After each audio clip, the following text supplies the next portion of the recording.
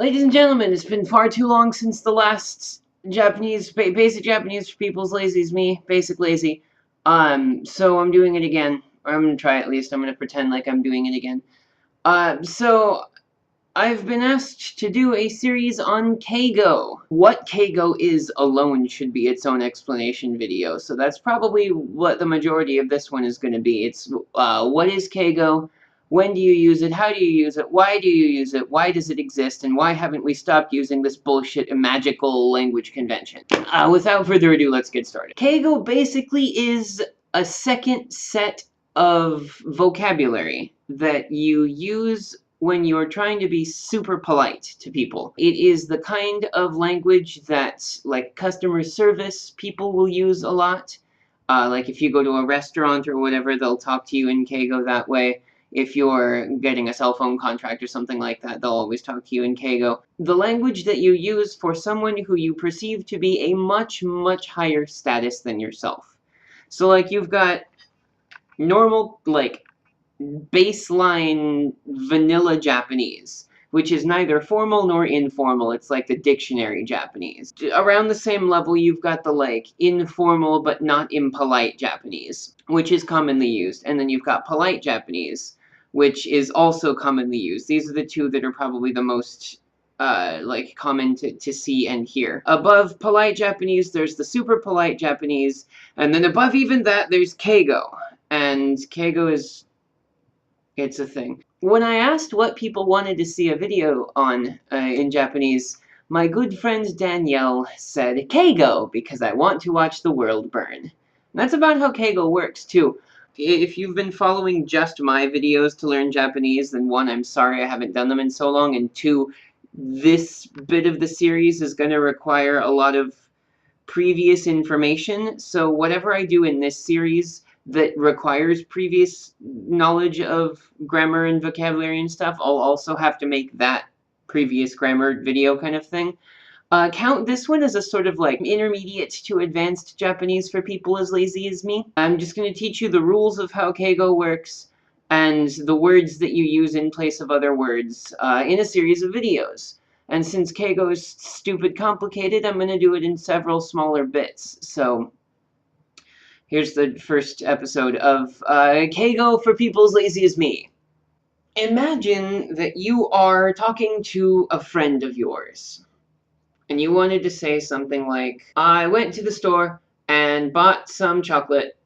Here, have some. If it's just a friend of yours, you could say something like, you know, 店に行って、チョコ買ってきたんで、はい、どうぞ食べて. Something like that, right? Relatively simple, relatively easy, very casual Japanese. It's the kind of Japanese that you just use for your everyday life. 店に行って is like went to the shop, obviously. And then チョコ買ってきて is like I got some chocolate and came back with it. どうぞ食べて. It's like, it's here, so just, you know, go for it. Knock yourself out, kind of thing. But you obviously wouldn't talk like that to your boss. I say obviously, but I talk like that to my boss. But anyway, so you have to use a more polite version of your Japanese there. If you were talking to your boss or something like that, you would say something like, お店に行ってチョコレートを買ってきましたので、よろしければ食べてください. Which is a significantly longer and more complicated version of that Japanese. But it's the same words, just longer and with the slightly different conjugations and that kind of thing. And then you have Keigo. Keigo takes this a step further and pushes the limits of how formal and polite you can possibly be.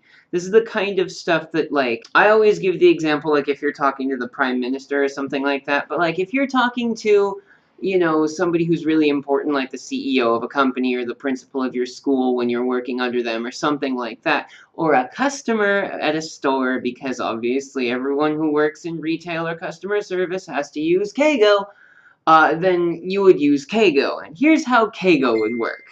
お店に行ってチョコレートを買ってまいりました。どうぞよろしければお召し上がりください. Way longer. way more complicated. And words in there that weren't there before. That's how Keigo works. Keigo takes the words that you already know and says, yeah, you don't use those anymore. You may have learned them for the purpose of being able to communicate with other people, but in Keigo, you're using a completely different set of words that are used nowhere else. So, let's go ahead and break those down. How Keigo works is that you replace a lot of the most common words, like desu and aru, probably the two most common verbs in Japanese, to be, basically, and is, for lack of a better, because you don't really translate desu that way, but it's the closest thing that you can get. It's a copula, so it's the verb that is there at the end of a sentence when you need a verb. It's complicated, but they're the most common words that are used in Japanese, desu and aru. And they are replaced in specific instances. Let's talk first about how to talk from your perspective to someone else about something regarding you towards them. So going back to the idea of having chocolate, if you say, 私はチョコレートがあります. I have chocolate. Pretty easy. But in Keigo, you don't do it that way. You have to use it a different way. In Keigo, you use Gozaru instead of aru when talking about something from yourself. So if a customer asks you, チョコレートありますか? You would say, チョコレートがございます. Gozaimasu. Definitely heard that before, like at the end of that phrase that is often used, arigatou gozaimasu, you know, the thank you.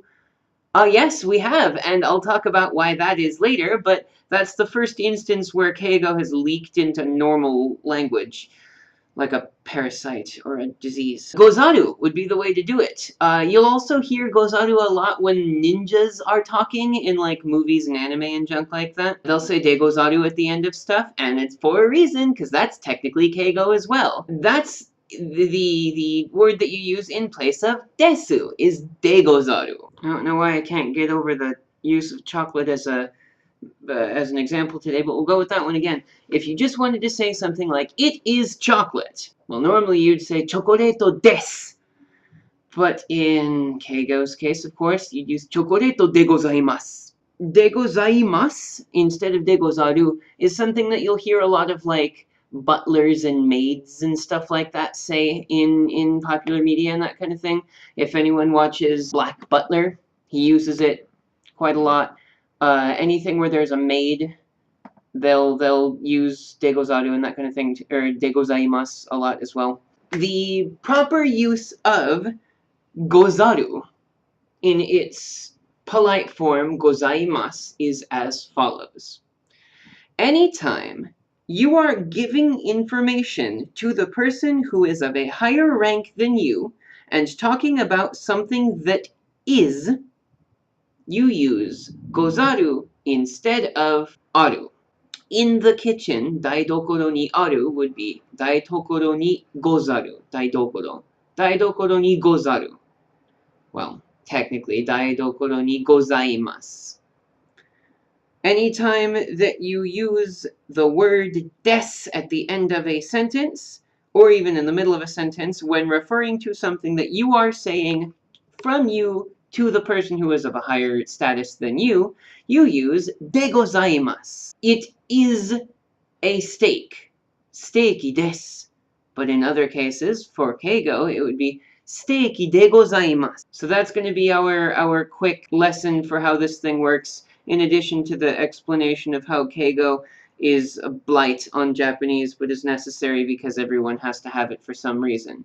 Of note is that you can conjugate gozaimasu into its past tense form, or into its negative form, or in any of those situations where you would normally conjugate just the normal version of those verbs, you'd conjugate gozaru just the same way. So like if you said something like, yesterday we had chocolate, but today we do not, you'd say something like, 昨日はチョコレートはございましたが、今日はございません.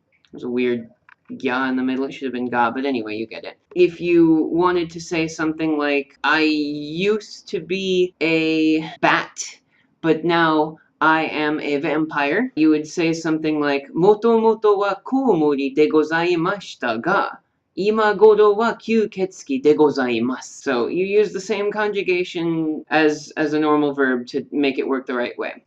So here's the deal. I'm going to give you a sentence in English, and I want you to translate it into Keigo, which will be super good because it's pretty much what you're going to have to do all the time when you're thinking in Keigo. Even if Japanese is, if you're really good at Japanese, you still have to kind of translate it in your head from normal Japanese to the terrible, terrible Keigo. So here we go. Question number 1. Translate from English to Keigo. This is black tea. We also have green tea. This is black tea. We also have green tea.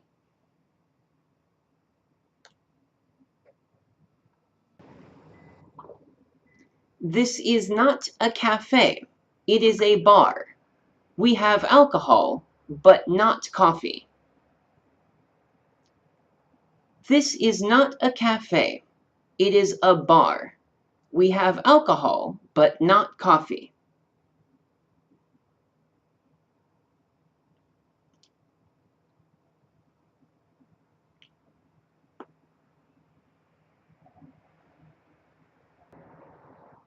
There is no washing machine here, but there is a coin laundry down the street. There is no washing machine here, but there is a coin laundry down the street. Okay, let's look at the answers to some of those questions. Well, all of them, because why would I not answer all of them? The first one, this is black tea. We also have green tea. Let's see how you guys did. I would translate it as, これが紅茶でございます。他にも煎茶もございます。これが紅茶でございます。他にも煎茶もございます。And any variation thereof would be fine. The next question. This is not a cafe. It is a bar. We have alcohol, but not coffee. Is a very strange and kind of stiff way to say a thing to a person. But it's grammar, so whatever. We're doing grammar. ここがカフェではございません。バーでございます。アルコールはございますが、コーヒーはございません。ここはカフェでございません。バーでございます。アルコールはございますが、コーヒーはございません。Man, there's a lot of Gozarus in that one, isn't there? And then the last one. There is no washing machine here, but there is a coin laundry down the street. This one technically, well, we'll get to it. It would be, こちらでは洗濯機はございませんが、道をそるとコインランドリーがございます。That one's got a conditional form in it. Ooh. There is no washing machine here. ここには or just ここに洗濯機はございませんが would be the but there. And then there is a coin laundry down the street. Actually, it gets complicated because I would have switched it into a conditional form. If you go down the street, there is a coin laundry. 道をそるとコインランドリーがございます。Those are your answers. If you got something similar, that's probably still okay. Go ahead and post what answers you got in the comments. And if you want me to look at them and give you corrections or tell you that you did a good job and pat you on the head or whatever it is that you want, I'll probably do that too. So here's the end of the first video in the Keigo for People as Lazy as Me series. This one was just on Gozaru. Next time we'll talk about more things like more replacement words that they have in Keigo that you already know the words for and just aren't allowed to use. See you next time. Thanks for watching. Bye.